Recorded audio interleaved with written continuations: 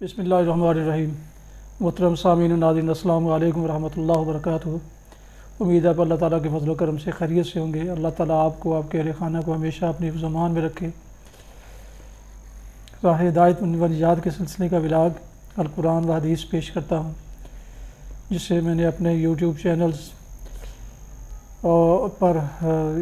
Channels راہ ہدایت رشیدی اور BA رشیدی دونوں پر تقریباً روزانہ کی بنیاد پر میں اس کو اپلوڈ کرتا ہوں۔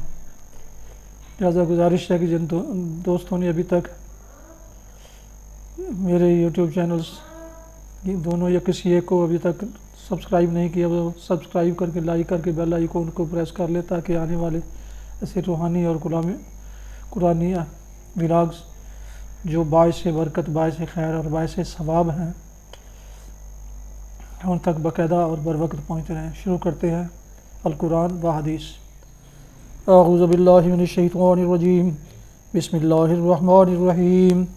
یا ایہا الذین آمنوا اذا قمتم الی الصلاۃ فاغسلوا وجوہکم وایدیکم الی المرافق وامسحوا برؤوسکم وارجلکم الی الکعبین وإن كنتم جنبا فاطهروا وإن كنتم مرضى أو على سفر أو جاء أحد منكم من الغائط أو لامستم النساء فلم تجدوا ماء فتيمموا صعيدا طيبا فامسحوا بوجوهكم وأيديكم منه ما يريد الله ليجعل عليكم من حرج ولكن يريد ليطهركم وليتم نعمته عليكم لعلكم تشكرون۔ صدق اللہ العظیم۔ ابھی آپ نے سورہ المائدہ کی آیت مبارکہ نمبر 6 کی تلاوت سماعت فرمائی۔ اس کا اردو ترجمہ پیش کرتا ہوں۔ یا ایھا الذین آمنوا اذا قمتم الی الصلاۃ فاغسلوا وجوہکم، اے لوگو جو ایمان لائے ہو، جب تم نماز کے لیے اٹھو تو چاہیے کہ اپنے منہ اور ہاتھ کہنیوں تک دھو لو، سروں پر ہاتھ پھیر لو اور پاؤں ٹخنوں تک دھو لیا کرو۔ اگر جنابت کی حالت میں ہو تو نہا کر پاک ہو جاؤ۔ اگر بیمار ہو یا سفر کی حالت میں ہو، یا تم میں سے کوئی شخص رفع حاجت کر کے آئے، یا تم نے عورتوں کو ہاتھ لگایا ہو اور پانی نہ ملے تو پاک مٹی سے کام لو، بس اس پر ہاتھ مار کر اپنے منہ اور ہاتھوں پر پھیر لیا کرو۔ اللہ تم پر زندگی کو تنگ نہیں کرنا چاہتا، مگر وہ چاہتا ہے کہ تمہیں پاک کرے اور اپنی نعمت تم پر تمام کر دے، شاید کہ تم شکر گزار بنو۔ تلاوت کی گئی آیت مبارکہ کی تفسیر بیان کی جاتی ہے۔ سروں پر ہاتھ پھیر لو اور پاؤں ٹخنوں تک دھو لیا کرو۔ نبی صلی اللہ علیہ وسلم نے اس حکم کی جو تشریح فرمائی ہے، اس سے معلوم ہوتا ہے کہ منہ دھونے میں کلی کرنا اور ناک صاف کرنا بھی شامل ہے۔ بغیر اس کے منہ کے غسل کی تکمیل نہیں ہوتی، اور کان چونکہ سر کا ایک حصہ ہیں، اس لیے سر کے مسح میں کانوں کے اندر و بیرونی حصوں کا بھی مسح شامل ہے۔ نیز وضو شروع کرنے سے پہلے ہاتھ دھو لینے چاہیے، تاکہ جن ہاتھوں سے آدمی وضو کر رہا ہو وہ خود پہلے پاک ہو جائیں۔ اگر جنابت کی حالت میں ہو تو نہا کر پاک ہو جاؤ۔ جنابت خواہ مباشرت سے لاحق ہوئی ہو یا خواب میں مادہ منویہ خارج ہونے کی وجہ سے، دونوں صورتوں میں غسل واجب ہے۔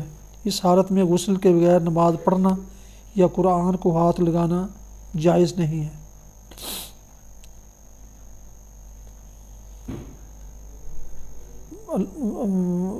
اللہ چاہتا ہے کہ تمہیں پاک کرے اور اپنی نعمت تم پر تمام کر دے۔ جس طرح پاکیزگی نفس ایک نعمت ہے، اسی طرح پاکیزگی جسم بھی ایک نعمت ہے۔ انسان پر اللہ کی نعمت اسی وقت مکمل ہو سکتی ہے جب کہ نفس و جسم دونوں کی طہارت و پاکیزگی کے لیے پوری ہدایت اسے مل جائے۔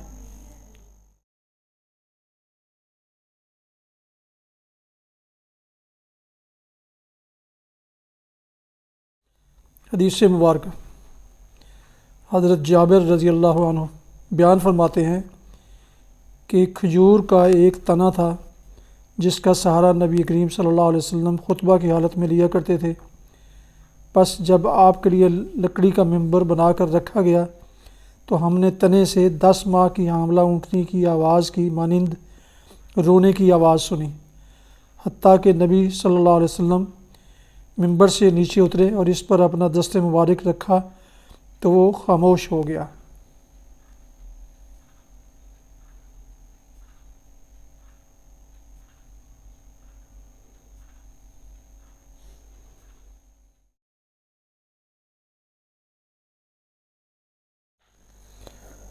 ناظرین و سامعین محترم، یہ تھا آج کا راہ ہدایت و نجات کے سلسلے کا ولاگ القرآن و حدیث، جس میں آج آپ نے سورہ المائدہ کی آیت مبارکہ 6 کی تلاوت، ترجمہ اور تفسیر سماعت فرمائی۔ اس کے علاوہ ایک حدیث مبارکہ بھی آپ کی خدمت میں پیش کی گئی۔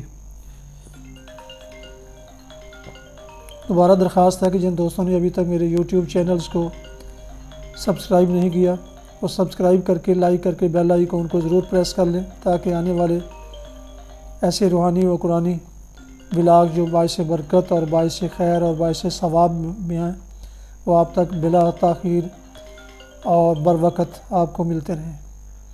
اللہ تعالیٰ آپ کا حامی و ناصر ہو۔ اللہ تعالیٰ آپ کو، آپ کے اہل خانہ کو ہمیشہ اپنی حفظ و امان میں رکھے، اپنی دعاؤں میں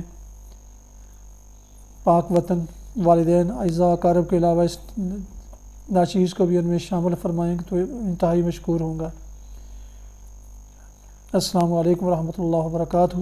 پاکستان زندہ باد۔ خدا حافظ۔